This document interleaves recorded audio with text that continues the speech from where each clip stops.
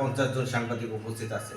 আপনারা যে স্ব জায়গায় সাংবাদিকতা করেন, আপনি এখান থেকে বাহিরে পেশাগত দায়িত্ব পালন করতে গিয়ে যদি আপনি বিপদগ্রস্ত হন, তাহলে যে আপনি সাংবাদিক সেটি প্রমাণের কোনো সুযোগ নেই। আদালত পর্যন্ত না গিয়ে প্রমাণের কোনো সুযোগ নেই যে আপনি একজন সাংবাদিক। কিন্তু রাস্তায় একটি মোটরসাইকেল কিংবা একটি বাস ট্রাক সেটি যদি ট্রাফিক পুলিশ আটক করার সাথে সাথে কিন্তু তার স্থানে কিন্তু ধরে ফেলতে পারে যে এটি কাগজপত্র ভুয়া বা সঠিক।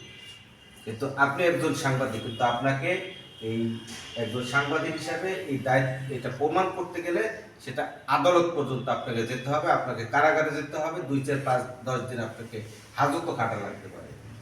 সেই জায়গা থেকে আমাদের যে দাবি সেটি হচ্ছে সারা দেশের পেশাদার সাংবাদিকদের তালিকা প্রণয়ন করা। এই দেশ গঠনের 54 বছর সম্ভব হয়নি। এদেশের মৎস্যজীবী জেলেদের তালিকা রয়েছে, এদেশের কৃষকদের তালিকা রয়েছে, এদেশের মুক্তিযোদ্ধাদের তালিকা রয়েছে, এদেশের সরকারি কর্মকর্তা কর্মচারীদের একেবারে ছেলেমেয়ের পর্যন্ত তালিকা রয়েছে পেনশন রেশনের জন্য, তাদের তালিকাও সরকারের কাছে আছে। গরু ছাগলের তালিকা রয়েছে, যেটি সাবেক প্রেস কাউন্সিলের চেয়ারম্যান বিচারপতি মমতাজ উদ্দিন আহমেদ বলেছিলেন আমাদের একটি আয়োজনে এসে, যে দেশের গরু ছাগলের পশু প্রাণীর তালিকাও পশু প্রাণী সম্পদ মন্ত্রণালয় রয়েছে, কিন্তু সাংবাদিকদের তালিকা সরকারের কাছে বা রাষ্ট্রের কাছে নেই। এটি কিন্তু অত্যন্ত দুঃখ পরিতাপের বিষয়। আমরা এই দাবি তুলে 13 বছর ধরে কাজ করে আসছিলাম, কিন্তু এই দাবির সাথে রুট লেভেলের সাংবাদিকদের, তৃণমূল পর্যায়ের সকল সাংবাদিকদের একাত্মতা ঘোষণা করতে হবে। এই একাত্মতা ঘোষণার ক্ষেত্রে আমরা যে বৈষম্যের শিকার হই, যে বাধাগ্রস্ত শিকার হই, আমাদের দেশে সাংবাদিক সংগঠনের অভাব নেই।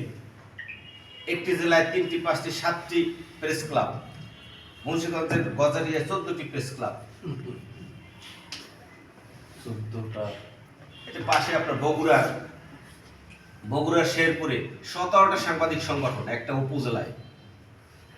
তাহলে ওই এলাকার মানুষগুলো কতটা অসহায়, যে 17টা যদি সাংবাদিক সংগঠন হয় তাহলে ওই এলাকার মানুষগুলো কতটা অসহায় এই সাংবাদিকদের দ্বারা।